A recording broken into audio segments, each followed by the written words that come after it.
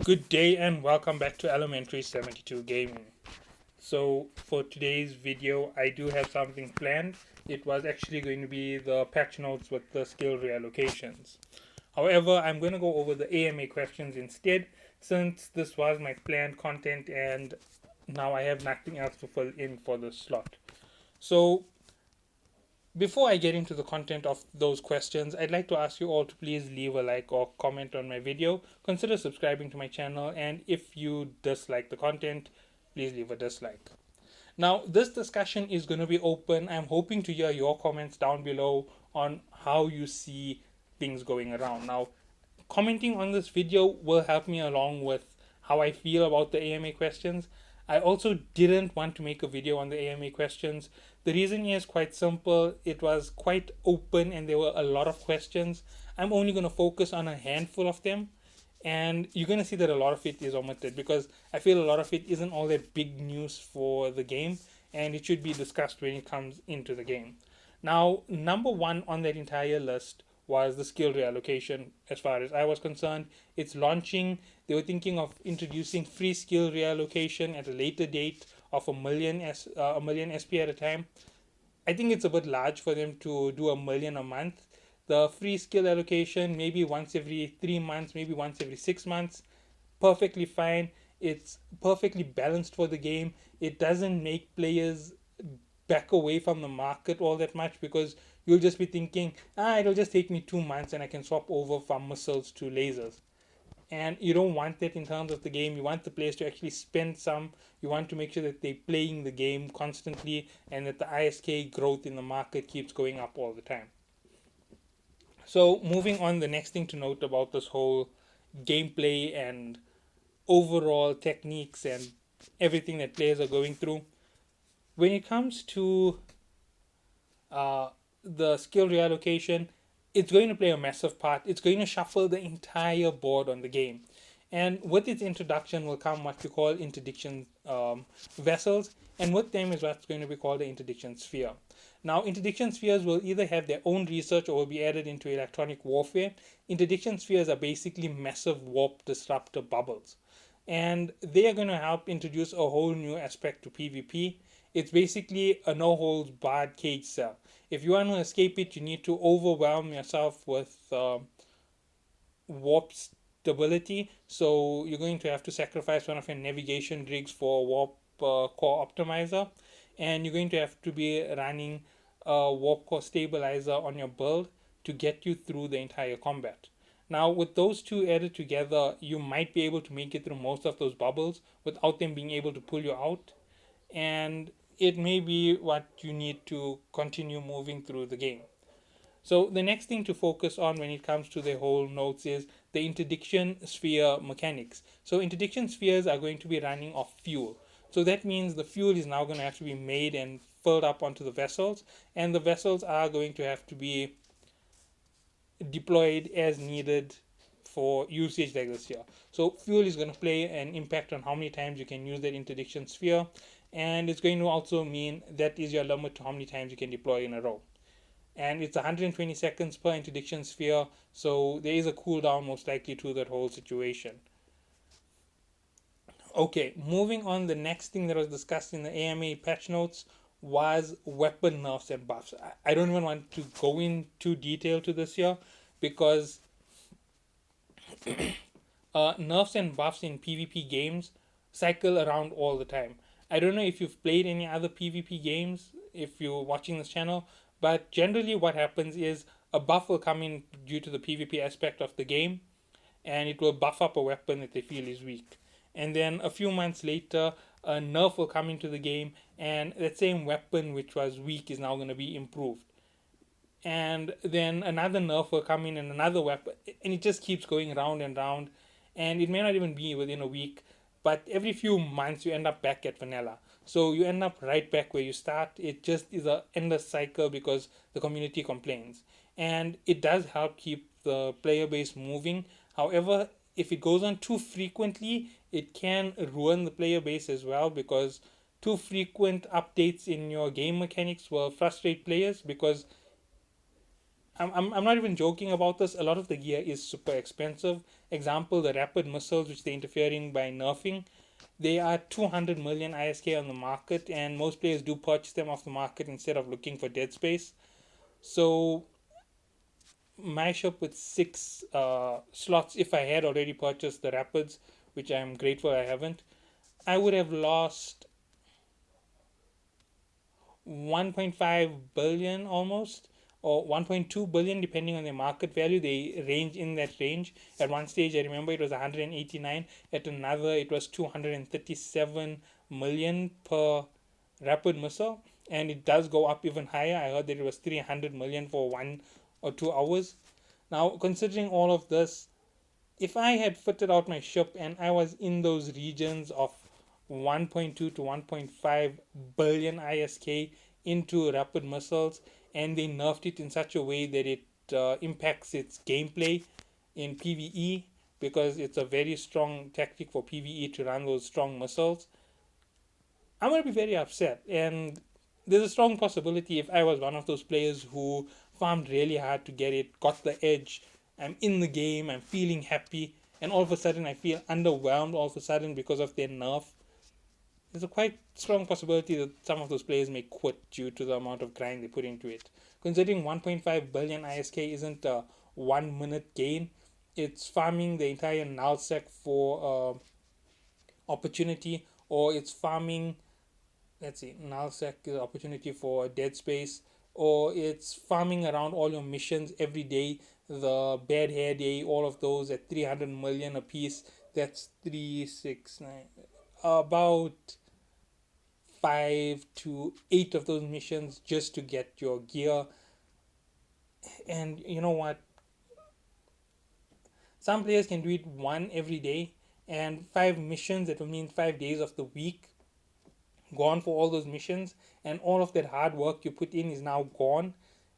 If their nerf is anything greater than 5% to range, it's going to hurt the player base like this year. And I'm not even joking, some players are going to be really salty. You might see players drop off the game for a week or two. It's going to have a negative effect on the majority of the player base since it's majority weapon missiles. And they have introduced buffs to standard missile launchers and torpedo launchers. Now, the buff to the torpedo launchers, I don't agree with. Torpedo launchers are perfect as they are. They they super head, they're super handy in a fight. They do constant damage to any and all opponents. Sorry, they very close ranged. They get you stuck in the battle where you're doing high risk, high gain. I'm absolutely for those torpedo launches. They're perfect where they are. The missile launches, low damage reductions, everything like that is being introduced to them. When you're on that higher end, you shouldn't have buffed it. They were perfect where they were. The rapids, you know what? They had a little bit too much of range. That I can agree with. You could have slowly cut it down by small percentages to impact the overall gameplay. Players wouldn't have been too upset. But the way in which they have altered it right now is going to make a massive difference. Okay, now the other thing which they improved was missile tracking. Now, where to start with it? I had a conversation with someone about this a few hours ago. Basically, lasers are super OP. They're so overpowered that when I was testing a MK5 Rapid against the MK5 long range laser system, I don't remember which one it is, pulse or beam, we were equal in damage. And they had double my range, if not more. I think they said they were operating at about 45 kilometers. I then went and I added into it ballistics control and missile tracking, which pulled me up to 45, and it pulled them all the way out to 70 kilometers. Now, that is with a heatsink and the missile tracking computer, and they said they could stack missile tracking computers for a much greater benefit. I can't stack ballistic control systems because it doesn't give me that big of a benefit overall. It starts impacting me with a negative. So the stacking would have given him even more distance, but what was even more shocking about it was the increase in damage. When the two of us were fighting and hitting a target at that massive range, we both chose to hit a Myrmidon in a T6 encounter. He did something near 4,000 damage per hit. I did something near 3,500. Now, considering the distance and the power, that's 70 kilometers, you're out of range, there's no risk. And you can do that there for, what was it, 15 seconds? With the increase in damage that they get and the fact that you don't have to seriously sacrifice anything or play dangerous, plus you just have to drop down by about, what was it, 10 Ks to keep that massive distance going, and you're still outside of the range of any of their weapons. It wasn't a fair fight, and it does need a major nerf. They shouldn't have been buffing it, they should have been nerfing its tracking, reduce the tracking, reduce the range a little bit, and there you go, perfect balance on the lasers. Now they have improved the tracking with that massive range. They're not impacting the tracking computer glitch. It is in their written bottom that there's a negative penalty to stacking them. There is no negative penalty to stacking them at the moment, unless they're introducing a new penalty which we haven't seen. That would be something that wouldn't be considered a buff or nerf, and maybe it's a penalty to their power grid. Maybe it consumes triple the power when it's stacked like that. You know what? It will be worth it. It will end up rendering them useless quite fast. Let's see, what else was there in those notes? I did speak about the interdiction. Yes, there is other ships coming into the game. So there are several new classes of vessels going to be added, and several new vessels added to our current existing classes. So that's going to change up the whole format of our gameplay. Um, let's see, they improving the AI on pirates. They're going to make them play more like players, so it might just affect the elites. The elites might be as difficult as a PvP player. That means 30 to 40-second fights with them is as long as they're going to run. They're not just going to run a super shield and stay out of your range 90% of the time. They're going to run a super shield and get into your face and hit you with a hard assault.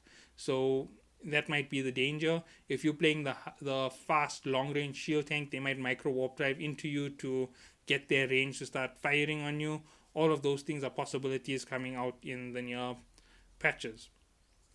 Okay, so those are the possibilities with the AI. It's basically where they're moving with it. Now, let's see, was there anything else? I seriously didn't want to make a video with this, but as I said, I had already planned on making a video this morning with the patch notes, but tomorrow is going to be the weekly maintenance discussion. There's going to be way more discussion on those nerfs when they come in, provided they give more information than just nerf and buff on certain items. I'm going to go way more in detail as I read that list and explain everything. Now, another thing that I just want to discuss regarding the channel, a lot of players have been criticizing the fact that I don't test any of my best builds myself. Now, here's the overall progress on that whole situation. Even with skill reallocation added to the whole mix, if you want to see someone reallocating skills every time and testing out new ships, you have to understand that's, let's say, a million ISK. If it sticks at 5,000 to 1, a million will be divided by 1,000. That'll make it 1,000 divided by 5. 200 ISK for every million. 200 plaques for every million I want to reallocate.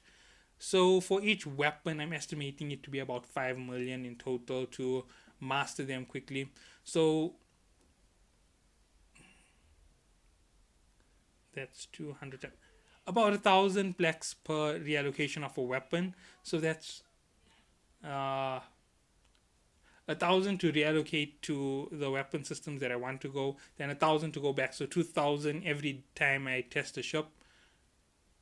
And I make a build video every day, so that's 2, 3, 4, 5. That's 4 days in a week. Whenever I'm doing it, I choose 4 ships at a time. 4,000. Yes, that's gonna be 8,000 ISK, 8,000 plex just to do this year, and plex is at around 330. So let's say that it's gonna reach its 350,000 mark by the end of this month. So 350,000 times 8,000, possibly 10,000 if you add in the additional builds that I might try and swapping around gear on the other side of the aspects. So Yeah, there we go. Let's just add that in. So a full 10,000 times 350,000,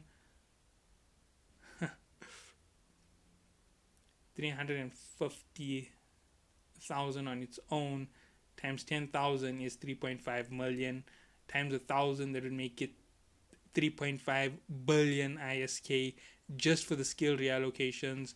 Each ship's fittings, rigs, and redoing them each time is going to cost me about 2 billion ISK total. So 2, 4, 6, 8 billion in the week for each one of those vessels, although I am going to do it anyway, so it was a possibility.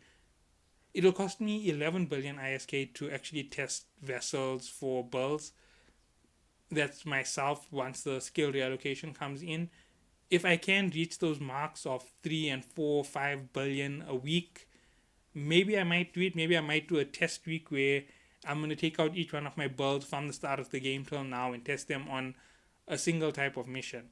Now, obviously, it's not going to be a storyline mission. It's going to most probably be an encounter. The reason for it is simple. It's a 3 billion investment in terms of ISK. In terms of gameplay, for me at current, if I want to make 3 billion a day, that will be around a cost of about 1.5 billion. So yeah, about 1.5 billion gain a day times 5, that will be nowhere near what I need. It'll take me about 2 weeks to 3 weeks to gain each one of those. So as we're looking forward in the game, I will be trying to move up to that billion or 2 billion a week in my gains. But as I said, only at this week we're at 500 million gain a week that we should be at. I am at that gain nonetheless, but I'm falling behind on staying ahead.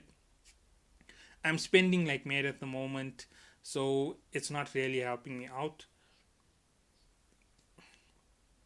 Last week, every day was 100 million ISK, and I've spent a lot of it on Plex, and I've also spent tons on buying equipment for 3 or 4 ships. There is another secret ship in the world.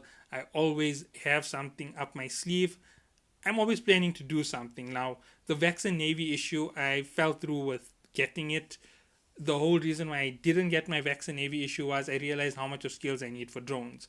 And drone needs double the, not double, 1.5 times the SP that I have in my missiles. So reallocating to drones won't happen anytime soon. When I have double expert in my standard drones and I've started going through my large, maybe then I might think about it. I am going to reallocate some of my small amounts due to the Plex charge being very small. So small little things are just going to be pulled out and thrown into other research. Okay, so that's about it for this video. I will be coming out with another video later today. As I said, I'm going through the faction ships, or as I like to call them, the elite ships. And I'm going to be going through them one by one, and I hope that you all enjoy the content. Please consider supporting this channel a little bit more. Spread the message on your channels in your private corps. Let other players see the channel. Let them get a feel to it. I'm aiming for 250 subscribers by the end of the month. I don't think I can reach it, but let's see how well this community actually goes for totals like that. I didn't want to originally set a goal like this year. It's a bit lofty. I'm actually thinking that the real goal for the month is going to be 180 subscribers, and that is exactly where I wanted to end at the end of this month. So let's see where I get. If I am at that point, then the next month will be another goal and another goal as I go forward. And eventually it won't be month to month goals, it will be 3 months or 4 month goals. I do want to get this channel all the way up to 1,000 subscribers by the end of the year. And I've set myself a much larger target for right now, 250. If that happens in 3 months, then actually, yeah, it will be the end of the year to 1,000 subscribers. I'm hoping that the community helps me out. Thank you all for watching. Have a good day.